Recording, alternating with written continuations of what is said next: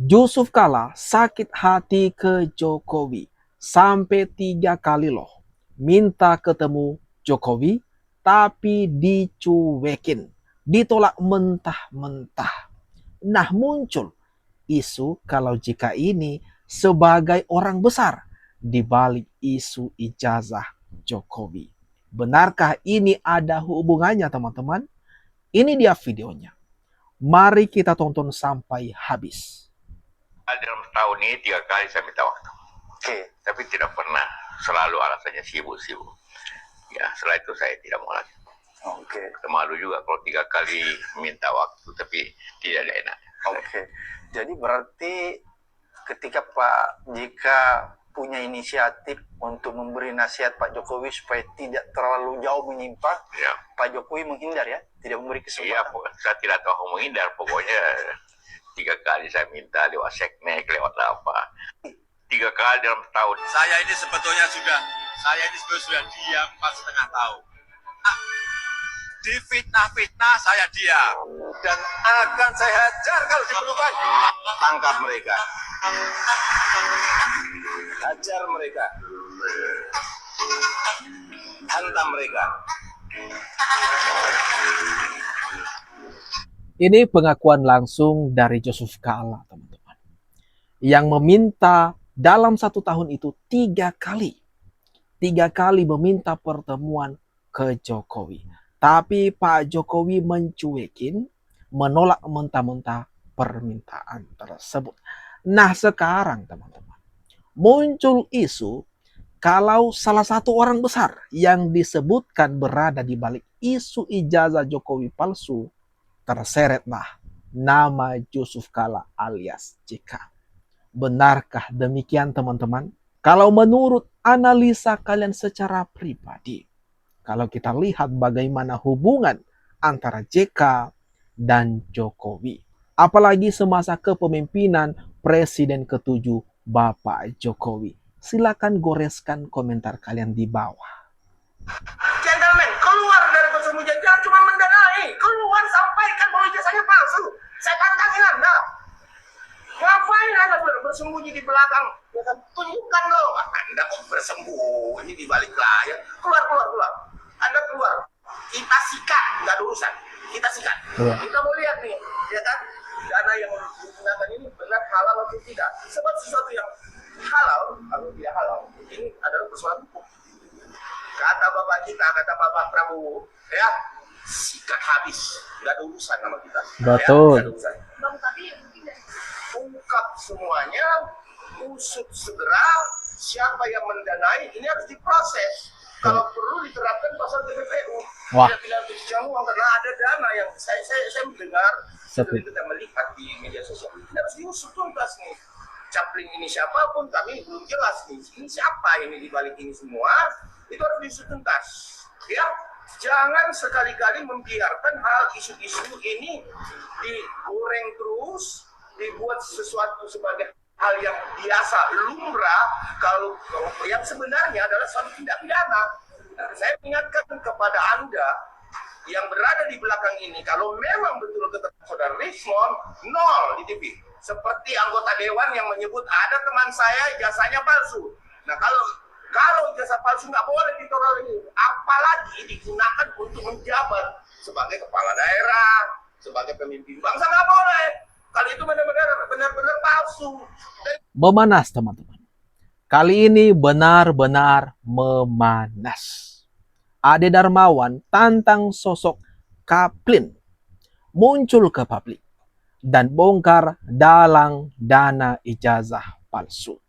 Nah, beberapa waktu yang lalu, Rismon mengungkap dan menyeret nama JK sebagai salah satu penyokong kenapa polemik isu ijazah Bapak Jokowi ini terus bergulir bikin gaduh satu negeri hingga hari ini. Nah, ini yang perlu diusut, ditantang ini oleh Ade Darmawan supaya orang di belakang itu yang menyokong, mendanai, jangan hanya bersembunyi, tetapi keluarlah, unjuk gigi. Karena sudah terbuka sekali siapa mereka, siapa dalam mereka sudah terungkap semua. Ya, mereka ini berani karena ada yang menjamin akan di SP3 kan, ada yang mendeponering. Kalimatnya dari mantan ketua pimpinan KPK yang bernama Abras yang menyatakan dia akan menjamin semua itu. Silakan Abras SP3-nya perkara mereka kalau memang betul. Jangan mengkompori orang, menghancurkan orang, kemudian mencelakakan orang dengan cara-cara seolah-olah kalian dekat dengan kekuasaan. Menurut Om apa yang membuat dia berani gitu ngomong kayak gitu? Yaitu Abras menjamin bahwa akan di SP3 dan diponering. Sudah perintah daripada Jenderal SS. Wah, siapa tuh teman-teman? Siapa lagi tuh? Ada di sini Abraham Samad membocorkan dua nama. Pertama Abras yang merupakan mantan pimpinan KPK. Siapa tuh kira-kira?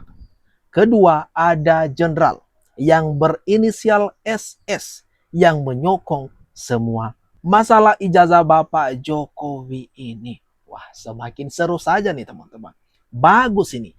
Kalau diungkap, dibongkar habis orang-orang yang berada di belakang perkara ijazah Bapak Jokowi ini. Biar semua ketahuan. Biar semua diketahui oleh publik. Siapa saja mereka. Yusuf Kala dan elit Makassar, proyeksi Syafri Syamsuddin menuju Pilpres 2029. Geng Makassar, jaringan pengaruh politik yang lahir dari Sulawesi Selatan, kembali menjadi sorotan menjelang pemilu 2029 setelah sebelumnya mendorong Jokowi menjadi gubernur DKI Jakarta dan mendukung Anies Baswedan pada 2024. Kelompok ini yang diisi figur-figur kuat dan berpengaruh seperti Yusuf Kala, Abraham Samad, Said Didu, dan Sudirman Said, kini mulai menaruh perhatian pada Syafri Syamsuddin yang sama-sama berasal dari Sulawesi Selatan. Kesamaan latar budaya dan akar daerah membuat Syafri semakin diperhitungkan dalam jejaring mereka. Dengan munculnya nama Syafri dalam survei peta elektabilitas calon presiden 2029, di mana ia masuk dalam daftar 10 besar tokoh potensial. Dukungan geng Makassar dipandang bisa menjadi modal politik penting untuk mengokohkan peluangnya di panggung nasional. Di balik itu, kedekatannya dengan Yusuf Kala menambah dimensi lain dalam perjalanan politiknya. Syafri sering mendampingi Yusuf Kala dalam berbagai agenda strategis, mulai dari peninjauan produksi Panser di PT Pindad pada 2008, hingga persiapan Stadion Sijalak Harupat untuk Asian Games 2018. Hubungan yang terjalin bertahun-tahun ini bukan sekadar profesional, tapi juga menunjukkan kepercayaan dan jaringan politik yang semakin memperkuat prospek Syafri sebagai calon presiden. Wah, ada muncul lagi nih teman-teman. Isu menarik. Yaitu Menhan Syafri Syamsuddin masuk radar bakal kandidat Pilpres 2029. Dan tercatut lagi nama Yusuf Kala. Ada juga Said Didu, ada Abraham Samad, dan yang lainnya. Disingkat menjadi geng Makassar. Wah, ini gimana nih teman-teman? Kalau menurut pendapat kalian, Presiden Prabowo berarti mesti was-was ini. Mesti waspada terhadap menteri yang satu ini. Jangan sampai melakukan manuver-manuver politik yang bahkan merugikan Presiden Prabowo dan pemerintah itu sendiri. Kecepatan Jokowi mempercepat pemerintahnya. Ini adalah kontroversi yang akan terus bergulir sampai 2029. Ini disengaja atau memang diciptakan kontroversinya? Ya. Kalau saya melihatnya adalah dari sisi apa? Ini tidak terlepas dari kecepatan Jokowi memecat Anies Baswedan pada periode pertama pemerintahnya sebagai Mendiknas atau Mendikbud pada hari itu, karena seluruh hari ini ada Mendikti segala macam, hari itu satu digabung semuanya menjadi Mendikbud gitu kan, artinya pendidikan. Nah, ini tidak bisa dilepaskan dari benang merah tersebut gitu kan.